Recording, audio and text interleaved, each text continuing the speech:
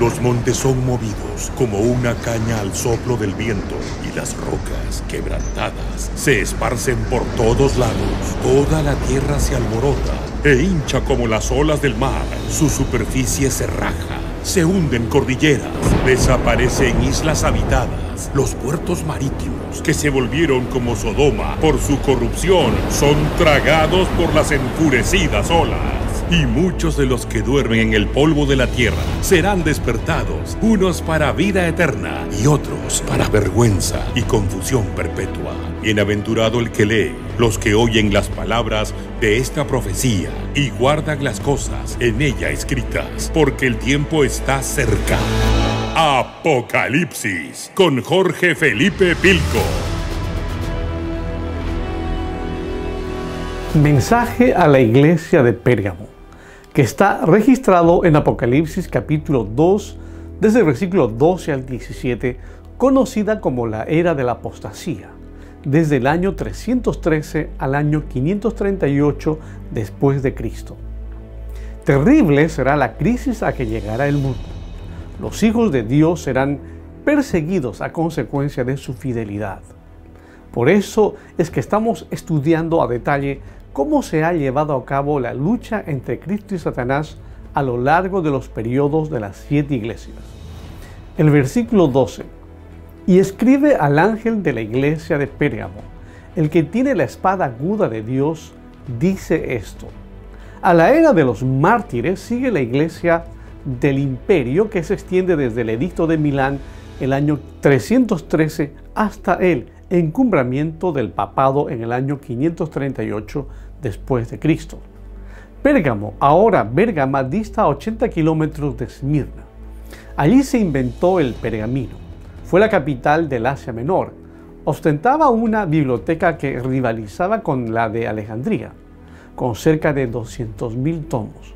Contaba con templos magníficos como Atenea, Dionisio y Esculapio, el enorme altar de Zeus, del cual se elevaba humo continuamente y de donde salían historias de curaciones milagrosas por él, el Salvador Esculapio, el dios griego de la curación.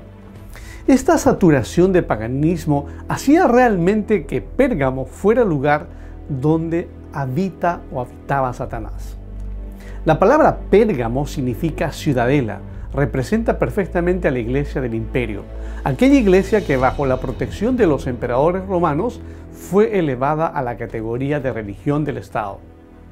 Heredó los privilegios del sacerdocio pagano, asimiló las sutilezas de la filosofía grecolatina, admitió todo un mundo pagano en su seno.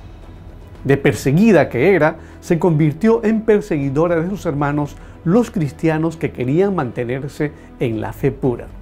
En ese tiempo de cristianismo mundanizado, Cristo se manifiesta como el que tiene la espada de dos filos. Hebreos 4:12. Versículo 13. El trono de Satanás. Yo conozco tus obras y dónde moras. ¿Dónde está el trono de Satanás?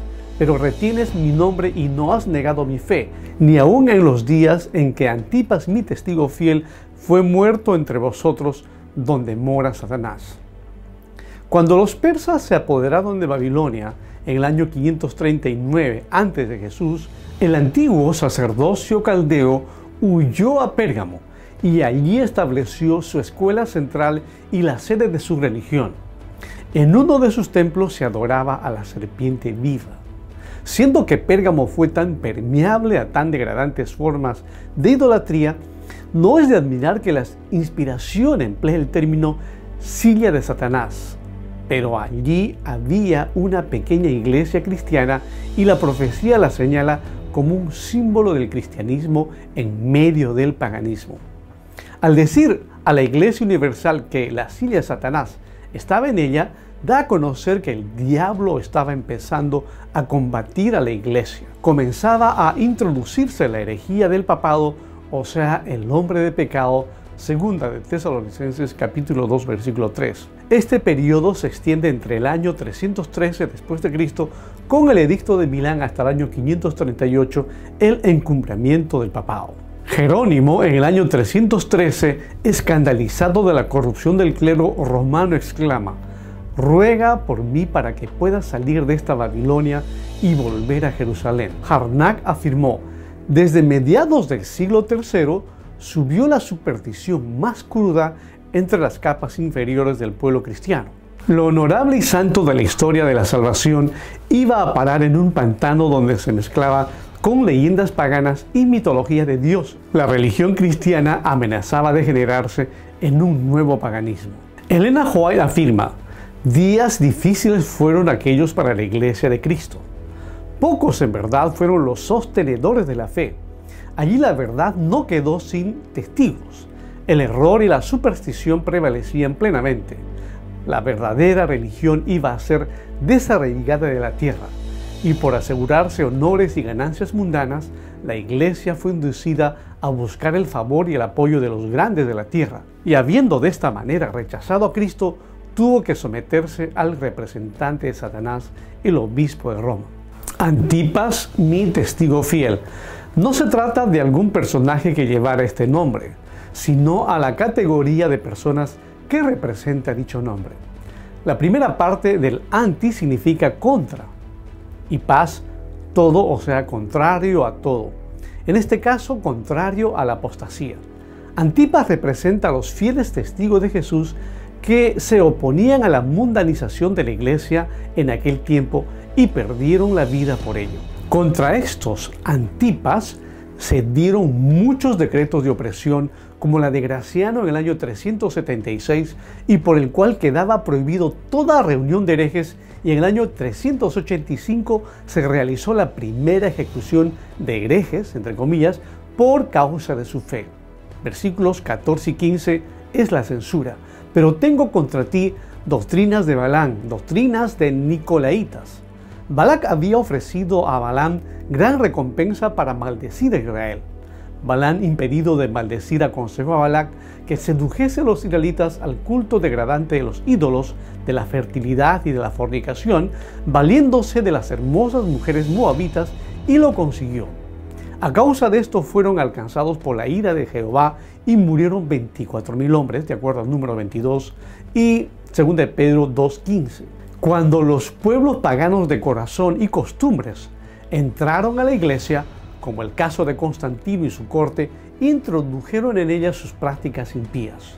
Por los vanos honores del vil oro, esta iglesia del imperio compró su brillante puesto y su sujeción al Estado. El historiador Procopio dice: estos bárbaros se han hecho cristianos, pero conservan la mayor parte de su antigua fe, puesto que todavía practican sacrificios humanos y otros actos profanos de culto, y hasta investigaciones para conocer el porvenir.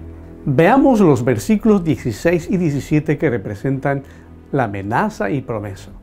Por tanto, arrepiéntete, pelearé con la espada de mi boca, escrito un nombre nuevo.